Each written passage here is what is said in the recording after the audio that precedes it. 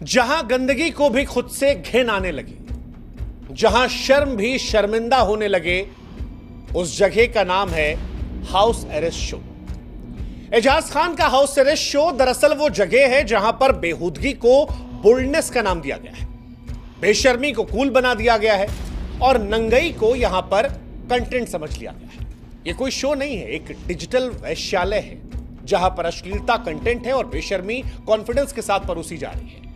आप इसे एक मानसिक महामारी भी कह सकते हैं, जहां पर नैतिकता सूली पर लटकाई जाती है, संस्कारों की चिता जलाई जाती है और उस पर टीआरपी की पार्टी मनाई जाती है। एजाज खान यहां होस्ट हैं जो अनैतिक सामग्री के प्रचारक हैं, कामुकता को कंटेंट की आड़ में परोस रहे हैं और बेहूदगी की मंडी से जाकर उसे ट्रेंडिंग बनाकर दुनिया के सामने रख रहे हैं। अब अगर आपके मन में सवाल आ रहा है कि इतने कठिन शब्दों का इस्तेमाल क्यों, तो उदाहरण के लिए इस शो के एक एपिसोड में एक लड़की से कहा गया कि तुम कपड़े उतार दो, फिर जितने बाकी कंटेस्टेंट थे वो एजाज खान के साथ ताली पीटने लगे, होटिंग करने लगे। ये सब कुछ रिकॉर्ड हुआ, उस प्लेटफॉर्म पर तो गया ही, यूट्यूब पर भी पब्लिकली डाल दिया गया। सवाल यह है कि क्या आधुनिकता के नाम पर नैतिकता को छोड़ना ही जायज है? ऐसे शो समाज में कैंसर हैं जो धीरे धीरे सड़ाते हैं और वो दर्शक जो इस गंदगी को लगातार देखते हैं वो इस गंदगी के मरीज बन जाते हैं। और इसीलिए इस शो को आप हाउस अरेस्ट नहीं बल्कि एथिक अरेस्ट कह दीजिए। कुछ दिनों पहले समय रैना का शो, जिसे अश्लीलता के लिए निशाना बनाया गया, लेकिन यकीन मानिए इस हाउस अरेस्ट की घिनौनी हरकतों के सामने समय रैना का शो कहीं एग्जिस्ट नहीं करता। समय रैना के कंटेंट में आपत्तिजनक चीजें थी, लेकिन एजाज खान का शो सीधे सीधे सॉफ्ट पॉर्न की श्रेणी में आता है। एजाज खान का शो लस्ट ड्रिवन नॉनसेंस है जिसे बोल्डनेस की आड़ में परोस दिया गया।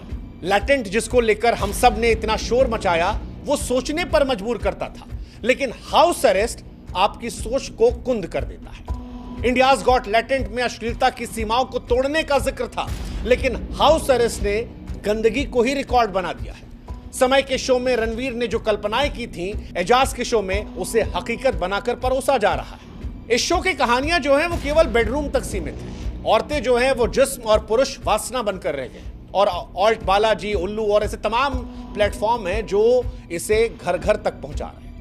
इन शोज में पड़ोसी नौकर के साथ अनैतिक संबंध, घर वालों के साथ संबंध और समाज की गंदगी को लगातार ये परोसते जा रहे हैं। इसका असर यह है कि टीयर 2 और टीयर 3 यानी छोटे शहरों में खासतौर पर ऐसे ऐप्स की पहुंच बहुत ज्यादा बढ़ गई है जो समाज को नीचे गिराने की एक सोची समझी साजिश है। पश्चिमी देशों में भी लोग पॉर्न देखते हैं, लेकिन वहां पॉर्न और मनोरंजन के बीच में एक रेखा होती है।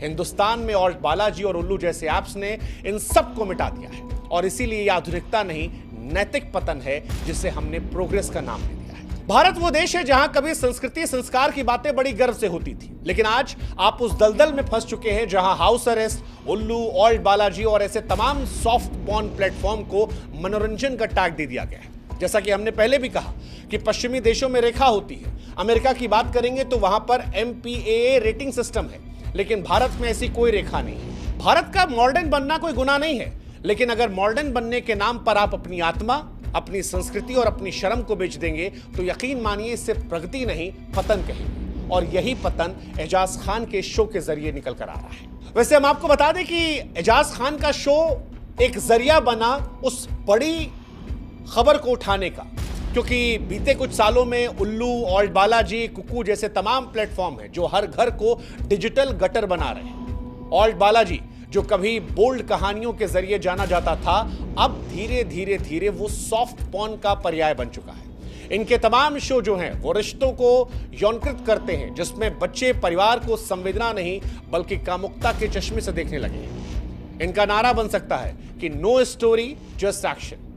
ये प्लेटफॉर्म सिर्फ मनोरंजन नहीं बल्कि सांस्कृतिक महामारी फैला रहे हैं। आपको जानकर हैरानी होगी कि भारत में पॉर्न की खपत जो है वो बड़ी तेजी से बढ़ रही है। स्टैटिस्टा की रिपोर्ट के अनुसार भारत फिलहाल दुनिया का तीसरा सबसे बड़ा पॉर्न कंज्यूमर देश है। भारत में औसतन एक भारतीय युवा हफ्ते में 3.5 घंटे से अधिक पॉर्न देखता है। पॉर्न हब की 2023 की रिपोर्ट के अनुसार भारत के ट्रैफिक में 52% लोग ऐसे हैं जो मोबाइल पर पॉर्न देखते हैं। 18 से 24 साल की उम्र के 78% युवा ऐसे हैं जो नियमित तौर पर पॉर्न कंटेंट कंज्यूम करते रहते हैं। पॉर्न हब 2023 की रिपोर्ट के अनुसार 52% ट्रैफिक मोबाइल से आया था, आपको जानकर हैरानी होगी कि उल्लू और बालाजी कुक्कू जैसे ऐप्स ने 2023 में 15 मिलियन से अधिक सब्सक्राइबर्स हासिल किए थे और ये सारे सही आंकड़े हैं जो बताते हैं कि कैसे ये सॉफ्ट पॉर्न धीरे धीरे आपके घर तक पहुंच गया। अब अगर आपको ये लग रहा है कि इसमें गलत क्या है तो आपको समझने की जरूरत है, क्योंकि बढ़ती खपत चिंताजनक है कई अलग अलग मायनों में, जैसे मानसिक स्वास्थ्य प्रभाव पर। सबसे पहले बात कर लेते हैं मानसिक स्वास्थ्य को लेकर। वो लोग जो जरूरत से ज्यादा पॉर्न देखते हैं वो प्यार को लस्ट समझना शुरू कर देते हैं, उनके आत्मसम्मान आत्मविश्वास में कमी पाई जाती है, यौन धारणा पर भी प्रभाव पड़ता है। युवा वास्तविक जीवन के रिश्तों और यौन व्यवहार को गलत तरीके समझते हैं। इंटरनेट की लतों की तरह वो धीरे धीरे इस पर पूरी तरह निर्भर हो जाते हैं। कई बार ये पार्टनर के साथ भावनात्मक जुड़ाव और यौन संतुष्टि में भी कमी लाता है। अब अगर आप ये मान रहे हैं कि ये अभी भी नॉर्मल है तो हम आपको बता दें कि ये अलग अलग तरीके से चिंताजनक है। जैसे मानसिक तौर पर जरूरत से ज्यादा पॉर्न देखना इंसान को अवसाद में डाल देता है, चिंता में डाल देता है, इससे आत्मसम्मान में कमी पाई जाती है, यौन धारणा पर इसका प्रभाव पड़ता है, रिश्तों पर, यौन व्यवहार को गलत तरीके से वो समझ लेते हैं, इसकी लत लग जाती है और ये लत बड़ी मुश्किल से छूटती है। कई बार ये पार्टनर के साथ भावनात्मक जुड़ाव, यौन संतुष्टि में कमी लाते हैं। इसके अलावा यौन शिक्षा की कमी के चलते कई बार इन पॉर्न को देखने के चलते बच्चों में गलत धारणाएं भी बन जाती हैं। सबसे बड़ी बात जो है वो ये कि इंसान लस्ट को लव समझने लगता है और रिश्ते जो हैं वो धीरे धीरे छूट जाते हैं। रील में नहीं, रियल में भी महिलाओं को वो कैरेक्टर नहीं बल्कि बॉडी की तरह देखना शुरू कर देते हैं। सबसे बड़ी बात कि इससे यौन अपराधों में भी वृद्धि की संभावना होती है। हालांकि इसका सीधा लिंक साबित नहीं किया गया है, लेकिन इस बात को लेकर अक्सर बहस चलती है कि पॉर्न देखने की वजह से वो जो ख्याल थे उनका असर रहा जब किसी महिला के साथ कोई गंदी हरकत की गई। किशोरों में यौन शिक्षा की कमी के चलते भारी भ्रम होता है। डिजिटल सुरक्षा और प्राइवेसी का संकट जो है वो भी बड़े पैमाने पर आता है। अब आपके मन में सवाल होगा कि अगर ये सारी बातें हमको पता है तो फिर सरकार को क्यों नहीं पता, और अगर सरकार को पता है तो फिर ओटीटी पर रेगुलेशन क्यों नहीं आ रहा? क्योंकि ओटीटी प्लेटफॉर्म पर अश्लीलता का नंगा नाच चल रहा है, सरकार खामोश है। सुप्रीम कोर्ट ने 2025 में कह दिया था कि ओटीटी पर रेगुलेशन जरूरी है, लेकिन अब तक कोई भी ठोस कदम नहीं उठाया गया। आज सुबह से जब से एजाज खान का वीडियो वायरल हुआ है सोशल मीडिया पर, मंत्री जी को लेफ्ट राइट सेंटर तीनों ने ट्वीट कर करके भर दिया है, लेकिन मंत्री जी के पास जवाब देने का या इस पर स्पष्टीकरण देने का कोई समय नहीं है। सरकार ये बातें पहले से भी जानती है। इन ऐप्स को बनाने वाले भी सरकार के साथ लगातार फोटोज खिंचवाते हैं, कई बड़े बड़े अवार्ड लेते हैं, लेकिन उसके बावजूद इन बातों को इग्नोर कर दिया जाता है। समय रैना के मामले में जिस तरह से पूरी महाराष्ट्र सरकार एक्टिव थी, इस देश के तमाम मंत्री, नेता, विधायक एक्टिव थे। एजाज खान के उससे 10 गुना आगे बढ़ने पर भी उन सब ने चुप्पी अख्तियार कर रखी है और यह परेशान करने वाली बात है, क्योंकि शिकायतें मिली है, चाहे वो सूचना प्रसारण मंत्रालय हो या बाकी इस देश के सांसद, विधायक, मंत्री, नेता। लेकिन इसके बावजूद ये ऐप्स बेलगाम है। सवाल फिर यही कि क्या सरकार को बच्चों के दिमाग और समाज के मूल्यों की कोई भी चिंता नहीं? 18 ओटीटी ऐप्स पर 2024 में बैन लगाया गया, लेकिन इसके बावजूद सवाल यह है कि उस वक्त भी ऑल्ट बालाजी और उल्लू जैसे ऐप आखिर कैसे बच गए? क्या इसके पीछे की कोई कहानी है जो धन संपदा से जुड़ती है? पता नहीं, लेकिन अगर है तो वो भी अफसोसजनक है। सवाल यह भी कि रेगुलेशन का इंतजार कब तक होगा, और उससे बड़ा सवाल जो आज हम छोड़ जा रहे हैं वो ये है कि जब इतने ऐप्स पर बैन लगा और यहां नहीं लगा तो क्या सरकार भी इस गंदगी के धंधे में आर्थिक तौर पर हिस्सेदार है? यह सवाल उठेगा। यह सवाल इसलिए उठेगा क्योंकि इस पर बैन नहीं लगाया गया है। कुल मिलाकर सवाल यही सबसे बड़ा है कि डर्टी पिक्चर रोके कौन? क्योंकि हाउस अरेस्ट, गंदी बात जैसी डर्टी पिक्चर्स पर सब चुप है, सरकार चुप है, सेंसर बोर्ड जो है वो तो ऐसा लगता है कि नकारा है, समाज जो है वो पूरी तरह से सो रहा है। समय रैना वाले मामले में तमाम सांसद सामने आए थे, लेकिन इस बार सांसदों, विधायकों ने भी मानो दही जमा रखी है। मुंबई पुलिस क्या इस बार सिर्फ ट्वीट देखेगी या पिछली बार की तरह एक्शन करेगी? क्योंकि जब नैतिकता का जनाजा निकल रहा है तो ये सभी लोग तमाशबीन हैं, और सवाल यही है कि अगर अब हम नहीं जागे तो फिर ये गंदगी हमारे घरों में, हमारे दिमागों में और हमारे बच्चों के भविष्य में घुस जाएगी। अब क्या कर सकते हैं? क्योंकि समस्या तो हमने बता दी। आप में से कई बुद्धिजीवी होंगे जो हम पर भी सवाल करेंगे कि भाई साहब सिर्फ शिकायत करने से कुछ नहीं होता, समाधान क्या है? तो समाधान वैसे तो निकालना सरकार का काम है, लेकिन फिर भी कुछ सुझाव हम दे देते हैं। सुझाव number 1, OTT content regulation bill लाना चाहिए।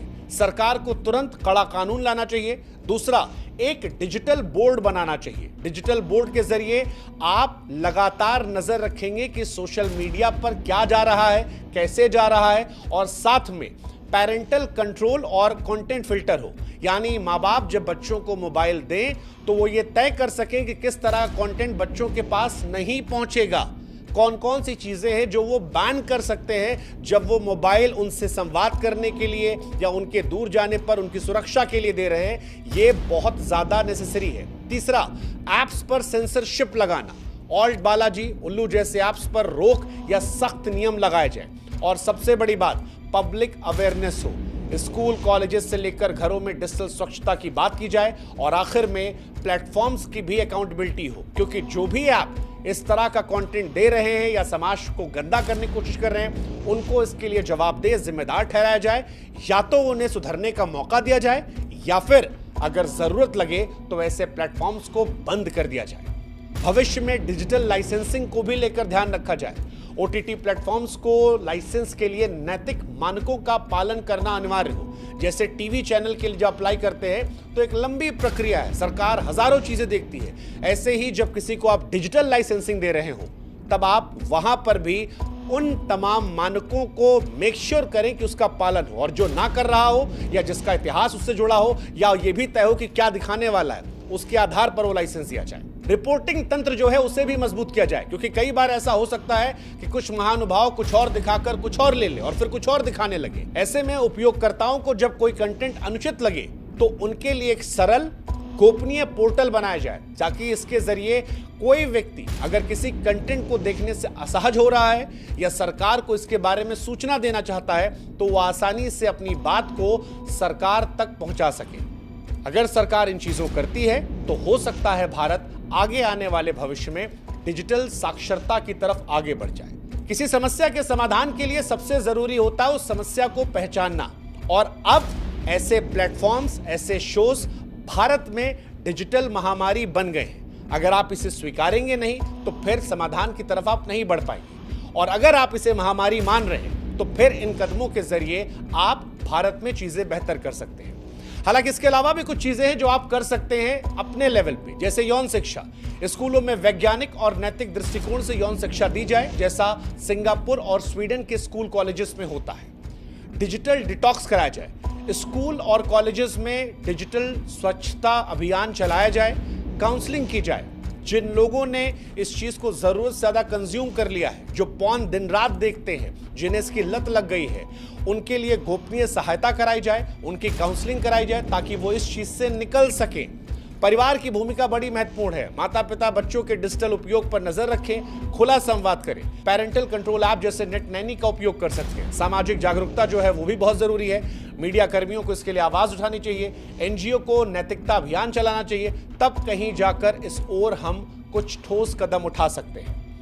अब अगर आपके मन में यह सवाल है कि यह फैला इतना कैसे, इतनी बड़ी समस्या कैसे हो गई, तो इसका जवाब है पैसा। हाँ जी, भारत में पॉर्न अगर आज एक महामारी बना है या उल्लू और बालाजी जैसे प्लेटफॉर्म इसके डीलर बने हैं, तो इसके पीछे वजह है पैसा। ये ऐप्स सस्ते सब्सक्रिप्शन और सॉफ्ट पॉर्न के नाम पर अरबों रुपए कमा रहे हैं। छोटे छोटे शहरों में इनकी पहुंच ने युवाओं को गंदगी का आदी बना दिया है। उदाहरण के तौर पर 2023 में भारत का जो एडल्ट एंटरटेनमेंट बाजार था वो लगभग 13,400 करोड़ का था, 13,400 करोड़, और ये 9.3 की वार्षिक वृद्धि दर से बढ़ रहा है। इसकी वजह क्या है?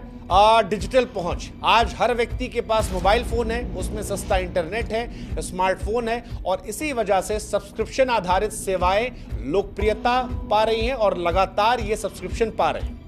भारत में इंटरनेट पोर्नोग्राफी की लोकप्रियता काफी तेजी से बढ़ी है। टेलीकॉम कंपनियों के लिए डेटा राजस्व एक महत्वपूर्ण स्रोत बन गया है।